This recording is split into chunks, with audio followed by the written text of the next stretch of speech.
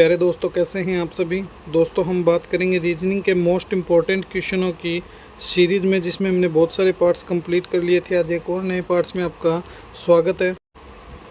तो चलिए दोस्तों, स्टार्ट करते हैं अपनी रीजनिंग के मोस्ट इम्पॉर्टेंट क्लास को। इससे पहले जितने भी साथी चैनल पर नए हैं वो चैनल को ज़्यादा से ज़्यादा लाइक शेयर सब्सक्राइब कर लेना और बेल आइकन को प्रेस कर लेना, जिससे कि आपको रोज़ इनका नोटिफिकेशन मिलता रहे। तो देखिए, आज का अपना पहला क्वेश्चन देखिए, बहुत ही अच्छा क्वेश्चन है कि एक फ़ोटोग्राफ़र की ओर देखते हुए एक व्यक्ति है, कोई भी समझ लीजिए आप खुद ही ये बात बोल रहे हैं कि मेरा कोई भाई या बहन नहीं है। मतलब दोस्तों मैं मेरे माँ बाप के एकलौता व्यक्ति हूँ, किंतु इस मनुष्य का पिता मेरे पिता का पुत्र है। मतलब दोस्तों, वो सामने वाला मनुष्य है, उसका पिता मेरे पिता का पुत्र है। तो वह व्यक्ति किस फोटोग्राफ़र को देख रहा है, तो ज़रा गौर से समझिएगा इस बात को कि उसके कोई माँ बाप नहीं है, वो एकलौता अपने माँ बाप के है। तो अब देखिए वो बोलना क्या चाहता है, इस बात को समझिए कि इस मनुष्य का जो पिता है, जो सामने वाला व्यक्ति है, उसका बाप मेरे बाप का, इस मनुष्य का पिता मेरे पिता का पुत्र है, तो मेरे बाप का बेटा इस मनुष्य का पिता है। तो तुम इसको अगर गौर लगाकर समझोगे तो देखिए, कोई व्यक्ति सामने है, उसका जो बाप है वो मेरे बाप का पुत्र है, तो उस व्यक्ति का बाप मेरे बाप का पुत्र है। इसका मतलब मैं खुद हो गया। कौन हो गया? मैं खुद हो गया। ज़रा इसे गौर लगाकर समझना, तभी आपको क्वेश्चन बहुत ईजी वे में समझ में आएगा, वरना नहीं आएगा। क्योंकि दोस्तों, अपने माँ बाप के ये तो खुद एकलौता पुत्र है, न तो इसकी कोई भाई है न कोई इसकी बहन है, मगर एक सामने एक व्यक्ति है, उस व्यक्ति का जो पिता है वो मेरे पिता का पुत्र है। तो मेरे पिता का जो पुत्र है वो कौन हो गया? तो मैं खुद हो गया। और मेरे कोई भाई बहन है नहीं, तो मैं हो गया एकलौता। तो अपने स्वयं की वो बात कर रहा है। किसकी ओर देख रहा है? तो वो अपने स्वयं की ओर देख रहा है। तो ऐसे ही दोस्तों, रीजनिंग के क्वेश्चन बहुत ही ईजी वे में सोल्व होते हैं। बस शर्त यही है कि थोड़ा सा दिमाग लगा के अगर तुम करोगे तो दोस्तों बहुत ईजी वे में सोल्व हो जाएंगे। और मोस्ट इम्पॉर्टेंट क्वेश्चन है, मोस्ट लगा लेना इस क्वेश्चन को। देखिए नेक्स्ट क्वेश्चन, इस क्वेश्चन पर चर्चा करते हैं हम। यदि अनिल सुनील से कम तेज़ दौड़ता है और सुनील सूरज से जितना ही तेज़ दौड़ता है तो सबसे अधिक तेज़ दौड़ता है, तो सूरज दौड़ता है। तो सबसे पहले देखिए, ज़रा सा इस क्वेश्चन को समझने की देर है कि अनिल जो है वो सुनील से कम तेज़ दौड़ता है। इसका मतलब दोस्तों अनिल है, अनिल जो है वो किससे, तो अनिल सुनील से कम तेज़ दौड़ता है। तो सबसे पहले यहाँ लीजिए, ये हो गया सर सुनील। सुनील से कम दौड़ रहा है कौन? सर अनिल। तो यहाँ तक तो ठीक है। सुनील और सूरज जितना ही तेज़ दौड़ता है, तो ये जो सुनील है ये सूरज जितना तेज़ दौड़ता है, तो ये लीजिए ये सूरज के बराबर हो गया। अब देखिए, उससे अधिक तेज़ नहीं दौड़ता है, यह है सूरज जितना तेज़ दौड़ता है, लेकिन उससे अधिक तेज़ तो नहीं दौड़ता। इसका मतलब ये दोनों तो बराबर दौड़ते हैं। तो सूरज दौड़ता है, तो सूरज क्या दौड़ता है दोस्तों?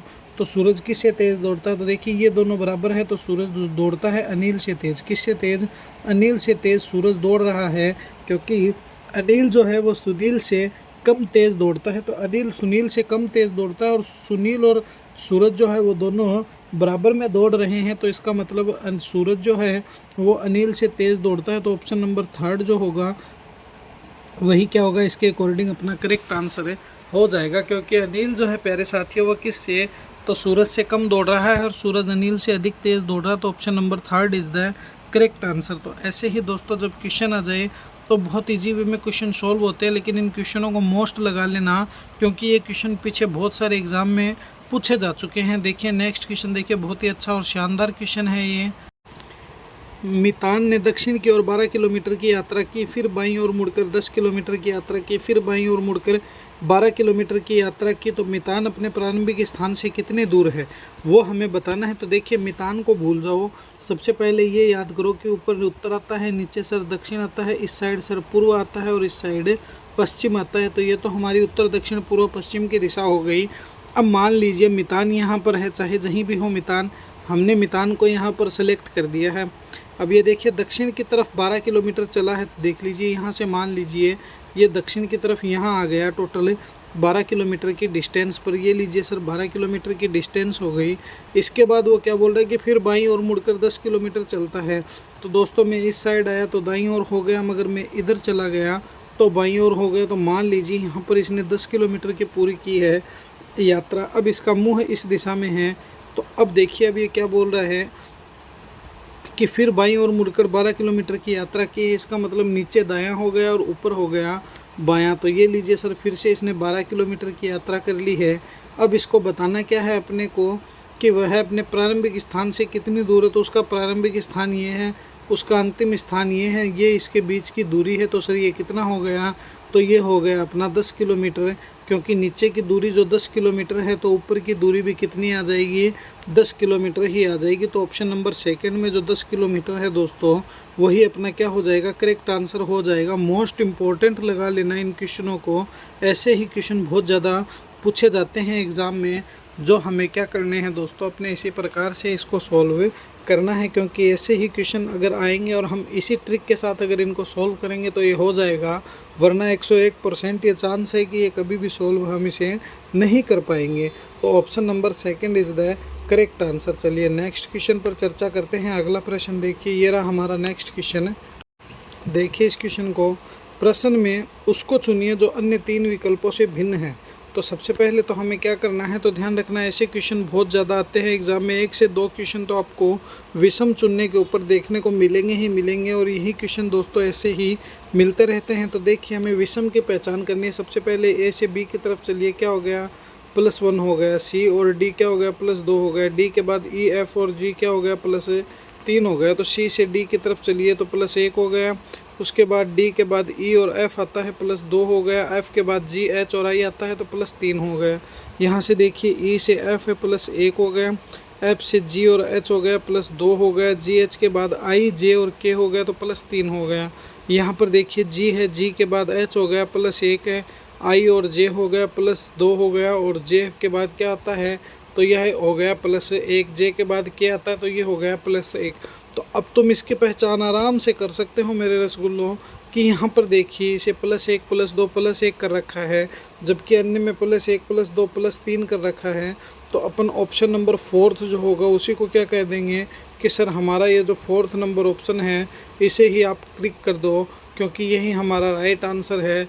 इसी के बेसिस पर ही हम इस क्वेश्चन को सॉल्व करेंगे और ये क्वेश्चन अपना सही निकाल कर ले आएंगे। तो option number 4 is the correct answer. चलिए नेक्स्ट क्वेश्चन पर चर्चा करते हैं। अगला प्रश्न देखिए, ये रहा हमारा नेक्स्ट क्वेश्चन कि देखिए बेंगलोर को एक कूट भाषा में 98 76 85 432 लिखा जाता है, तो उसी कूट भाषा में ELLORA एलोरा को किस प्रकार लिखा जाएगा। तो दोस्तों कोई बड़ी बात नहीं है, इसको बनाना बहुत ही आराम से हम इसको बना सकते हैं। देखिए बनाते हैं एलोरा को। सबसे पहले ई है, फिर LL है, फिर ओ है, फिर आर है और फिर ए हो गया। ये हो गया एलोरा। अब देखिए ई है, ई को इसने क्या कहा है, तो ई यहाँ देखिए लास्ट में है, ये 2 हो गया।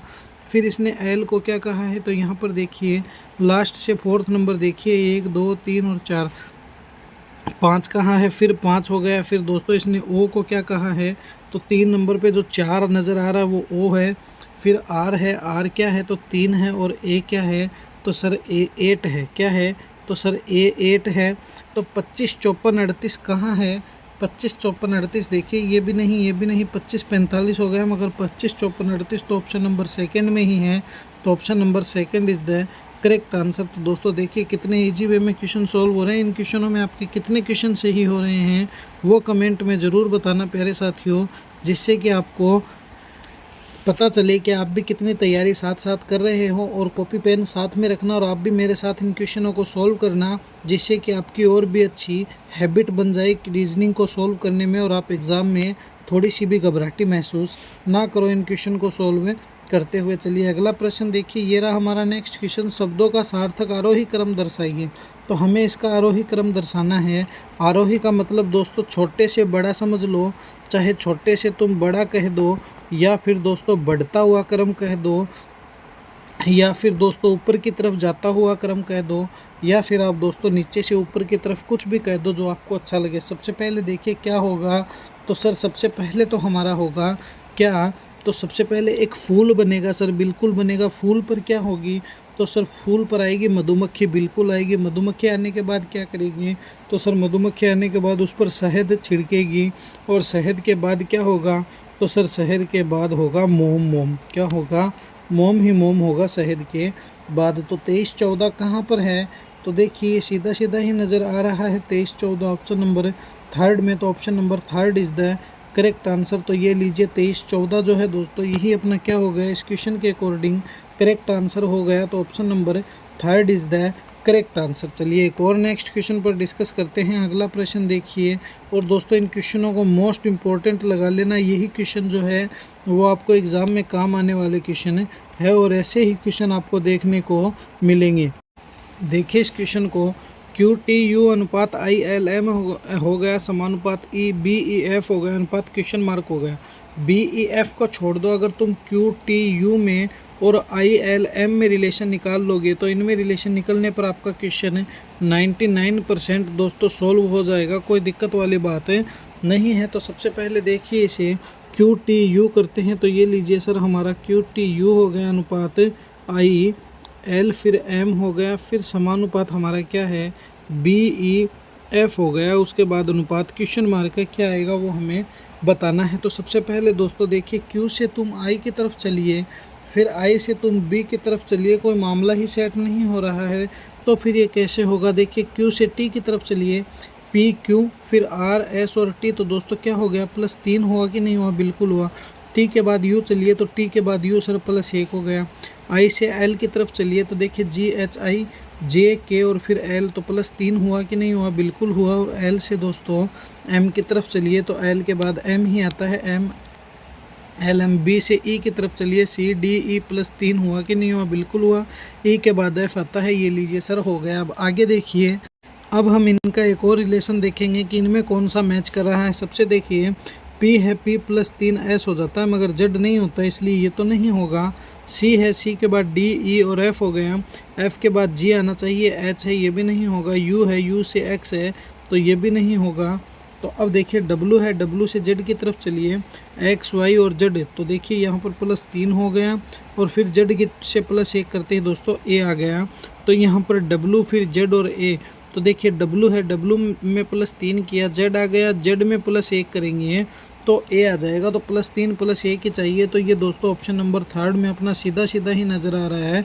तो ऑप्शन नंबर 3 जो है वो क्या मान लेंगे हम, इसके अकॉर्डिंग सही मान लेंगे। तो option number 3 is the correct answer. तो दोस्तों बहुत ईजी सब्जेक्ट है रीजनिंग, बस थोड़ा सा समझोगे तो दोस्तों बहुत ईजी वे में इस क्वेश्चन को तुम सोल्व कर पाओगे।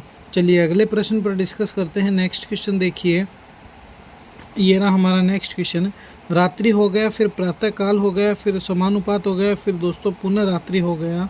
तो अब देखिए इसने रात्रि को जब प्रातःकाल कहा है, तो दोस्तों अब रात्रि का क्या होगा उस क्वेश्चन मार्क के स्थान पर। तो देखिए जिस प्रकार हम रात्रि को प्रातःकाल कहते हैं, तो हम किसको रात्रि कहेंगे, तो दोस्तों सायंकाल को रात्रि कहेंगे, दोपहर को नहीं कहेंगे रात्रि, अपराह को नहीं कहेंगे, पूर्वा को नहीं कहेंगे, बल्कि जो सायंकाल होता है, जो शाम का समय होता है, उसको हम ज़रूर दोस्तों रात्रि कह सकते हैं। क्योंकि शाम के समय ही दोस्तों क्या होता है कि हमें घर जाने की देर होती है, और हम कहते हैं कि यार तेरी भाभी उड़ीक रही हैं, तेरी भाभी इंतज़ार कर रही है, हमें जल्दी से घर जाना चाहिए, शाम हो गए हैं, बच्चों के लिए सामान लेकर आना है। तो हम क्या कहेंगे, सायंकाल को ही क्या कह देंगे, रात्रि कह देंगे। तो इसमें भी ऑप्शन नंबर 4 जो होगा दोस्तों वो क्या होगा, अपना करेक्ट आंसर हो जाएगा। तो option number 4 is the correct answer. चलिए नेक्स्ट क्वेश्चन देखिए, ये रहा हमारा नेक्स्ट क्वेश्चन है। देखिए बी है, फिर सी हो गया, फिर बी जी हो गया, फिर बी और फिर जी हो गया। तो देखिए ये क्वेश्चन कोई बहुत बड़ा क्वेश्चन नहीं है, अगर तुम थोड़ा सा इसमें दिमाग लगाओगे तो बहुत अच्छे से समझ जाओगे। मैंने आपको एक ही बात कही है कि कॉमन पे विश्वास रखो, जो कॉमन लेगा वही इसका सिकंदर बनेगा, वही इसको जीत जाएगा, वरना जो कॉमन नहीं लेगा इन क्वेश्चनों में वो हमेशा ही दोस्तों इसमें पटक्की खाएगा और मार खाएगा। तो देखिए सबसे पहले देखिए इसने डैश कर दिया, फिर इसने बी कर दिया, फिर इसने डैश कर दिया, फिर सी कर दिया, फिर डैश, फिर बी जी कर दिया, और फिर डैश, और फिर बी और फिर जी हो गया। तो अब देखिए यहाँ पर इसमें तुम थोड़ा सा अगर तुमने गौर लगाया है तो एक समझने वाली बात है कि यहाँ पर देखिए इसने सी कैसे किया, यहाँ पर डैश है, यहाँ पर इसने बी कर दिया, यहाँ पर बी जी कर दिया, यहाँ पर बी और यहाँ पर जी कर दिया। तो यहाँ पर सी का क्या सर चक्कर है सर, आप मुझे ये बता दीजिए, बाकी तो मैं खुद ही सॉल्व कर लूँगा। तो देखिए इस क्वेश्चन को मैं बताता हूँ आपको। अब तुम अगर ये सी है, इस सी के स्थान पर दोस्तों यहाँ पर एक बी चिपका दो, तो ये क्या बन गया, सी बी बी जी बना कि नहीं बना। यहाँ पर तुम सी लगा दो, यहाँ पर बी लगा दो, सी बी बी जी बना कि नहीं बना, बिल्कुल बना। यहाँ पर बी बी है, यहाँ पर दोस्तों तुम लगा दो सी और यहाँ पर लगा दो जी। तो सी बी बी जी ये भी बना कि नहीं बना? बिल्कुल सर, एब्सोल्युटली बन गया। हमें बस कुछ नहीं करना है, एक कॉमन पकड़ना है कि इसमें क्या कॉमन दिख रहा है ऐसा जो रिलेशन बना देगा। हमने क्या क्या ऐड किया है? सी जी ऐड किया है, बी ऐड किया है, सी ऐड किया है और बी ऐड किया है। तो C G B C B add किया है। सी जी बी सी बी कहाँ पर है? तो सर ऑप्शन नंबर सेकंड में सी जी बी सी बी है। तो ये ऑप्शन नंबर थर्ड जो होगा दोस्तों, ये सेकंड जो होगा वही क्या होगा? अपना करेक्ट आंसर हो जाएगा। तो C G B C B जो है वही अपने प्यारे साथियों क्या हो गया? करेक्ट आंसर हो गया। तो option number second is the correct answer. तो जब भी दोस्तों ऐसे क्वेश्चन आ जाए हमेशा घबराया मत करो, बस बहुत ही आराम से बहुत ही अच्छे ढंग से इन क्वेश्चनों को देख लिया करो। ये क्वेश्चन ऑटोमेटिक ही तुम्हारे हो जाएंगे, तुम्हें कोई इन्हें अपना बनाने की ज़रूरत नहीं है। चलिए अगला प्रश्न देखिए एंड फाइनल क्वेश्चन देखिए। यह बहुत ही टिपिकल क्वेश्चन है, बहुत ही समझने वाला क्वेश्चन है। अगर तुम इन क्वेश्चन को समझ लोगे तो दोस्तों तुम इसको बहुत ही आसानी से सोल्व कर सकते हो, मगर दोस्तों समझोगे नहीं तो नहीं होगा। देखिए 65 चॉइस है, 64 65 हो गया, मतलब क्या निकला? 96 38 है, इसका मतलब क्या निकलेगा? तो देखिए मैं आपको बताता हूँ। ये सबसे पहले हम 65 चॉइस बनाते हैं। 65 है, 24 हो गया अनुपात, 64 65 हो गया। फिर दोस्तों समानुपात है, फिर हमें 96 और 38 बनाना है और उससे आगे क्या आएगा वो हमें देखना है। तो अब तुम इसमें ज़रूर देखो दोस्तों क्या है कि सबसे पहले हम यहाँ से यहाँ आएंगे। कहाँ आएंगे? तो सर हम इसका रिलेशन निकालेंगे कि देखिए 64 65 कैसे हुआ 65 चॉइस का। तो इसका मतलब दोस्तों 65 चॉइस में से जब तुमने -59 किया तो दोस्तों ये बन गया। और तुम देख लो 64 65 है, तो यहाँ पर देखिए 64 65 में तुम ऐड कितने करो? तो दोस्तों 64 65 में 59 तुम ऐड करो। तो दोस्तों 59 5 और 4 14 हो गए, तो 14 का 4 आ गया और दोस्तों 1 बच गया। फिर दोस्तों यहाँ पर और देखिए और ऐड करते हैं हमें। तो जब तुम दोस्तों 64 65 में +95 करो 59 करोगे तो दोस्तों 65 चॉइस आंसर निकलेगा। तो हमें क्या करना है? यहाँ पर क्या किया हुआ है? तो यहाँ पर 64 65 चॉइस में से -95 किया हुआ है, तो हम इसमें से 95 -59 करेंगे। तो इसमें से जब तुम 59 करोगे दोस्तों तो देख लो यहाँ पर आ जाएगा अपना 5979। कितना आ जाएगा? 599579 आ जाएगा दोस्तों। 95 79 आ जाएगा। और ये 95 79 जो ऑप्शन नंबर 4 में है यही अपना करेक्ट आंसर हो जाएगा, क्योंकि ये ऑप्शन नंबर 4 जो है दोस्तों इसके अकॉर्डिंग यही अपना करेक्ट आंसर माना जाएगा। तो ये थी दोस्तों आज के अपने रीजनिंग के मोस्ट इम्पॉर्टेंट क्लास। कैसी लगी ये क्लास मुझे कमेंट में ज़रूर बताना। और दोस्तों अपने इस परिवार को ज़्यादा से ज़्यादा लाइक शेयर सब्सक्राइब कर देना और बेल आइकन को प्रेस कर लेना, जिससे कि आपको रोज़ इनका नोटिफिकेशन मिलता रहे। दोस्तों रोज़ हमारी सुबह शाम और दोपहर में 3 क्लासें चलाएंगे अब, क्योंकि एग्ज़ाम धीरे धीरे नज़दीक आने वाले हैं। तो दोस्तों मिलेंगे इसी जोश और जुनून के साथ एक और नेक्स्ट वीडियो में। जय हिंद, जय भारत प्यारे साथियों।